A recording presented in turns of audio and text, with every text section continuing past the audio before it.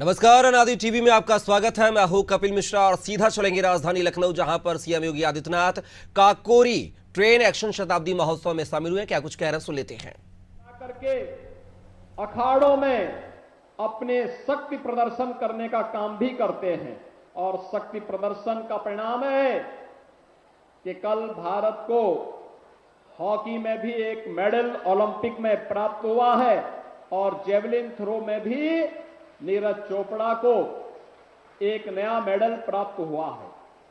मैं इस अवसर पर अपने इन सभी भारतीय खिलाड़ी जो भारत का नेतृत्व दे रहे हैं, जो भारत के दल को वहां पर नेतृत्व प्रदान कर रहे हैं, उन सभी भारत माता के सपूतों का भी मैं इस अवसर पर अभिनंदन करता हूं और खास तौर पर श्री नीरज चोपड़ा जिन्होंने जेवलिन थ्रो में कल मेडल प्राप्त किया है और साथ साथ भारत की हॉकी की टीम जो लगातार पिछले 2 ओलंपिक से फिर से अपने पुराने प्रदर्शन को दोहराने के लिए प्रतिबद्ध दिखाई दे रही है। इस पूरी भारत की हॉकी टीम का भी मैं इस अवसर पर बधाई देते हुए अभिनंदन करता हूं।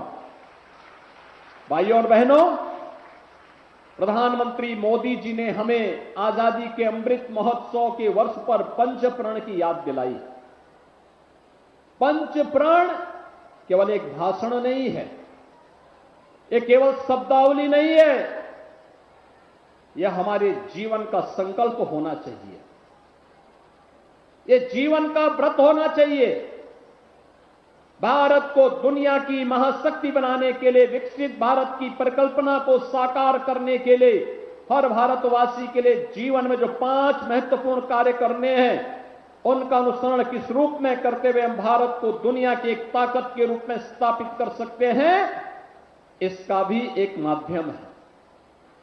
और इसके लिए हम में से हर एक व्यक्ति के जीवन का ध्येय एक ही होना चाहिए और ध्येय एक ही हो जो हमारे क्रांतिकारियों ने, स्वतंत्रता संग्राम सेनानियों ने जो संकल्प देश की आजादी के लिए लड़ा था, आज हमारे ऊपर वह दायित्व है कि भारत की इस आजादी को बरकरार रखने के लिए उस कालखंड में बलिदान की आवश्यकता पड़ी।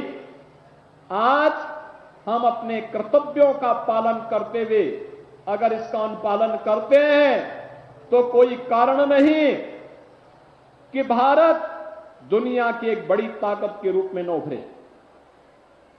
भारत ने पिछले 10 वर्ष में अपनी एक शानदार यात्रा को आगे बढ़ाया है।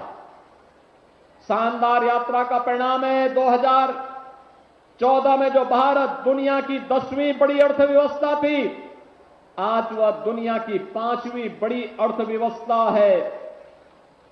जो भारत आज 5वीं बड़ी अर्थव्यवस्था है, वह प्रधानमंत्री मोदी जी के नेतृत्व में वह भारत अगले 3 वर्ष में दुनिया की 3री बड़ी अर्थव्यवस्था बनेगा।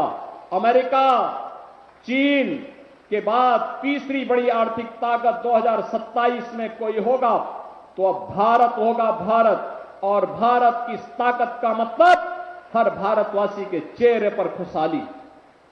लेकिन इसके लिए हमें सबको मिलकर के अपने स्तर पर भी प्रयास करना होगा।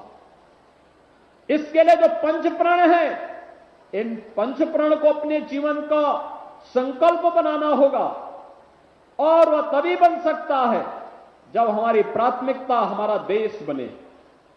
जाति नहीं, मत नहीं, मजहब नहीं, क्षेत्र नहीं, भाषा नहीं, हमारा संकल्प तो एक ही होना चाहिए कि जीवन पुष्प चढ़ा चरणों पर, मांगे मातृभूमि से या वर, तेरा वैभव अमर रहे मां, हम दिन 4 रहे न रहे। यही तो है हम सबके जीवन का संकल्प।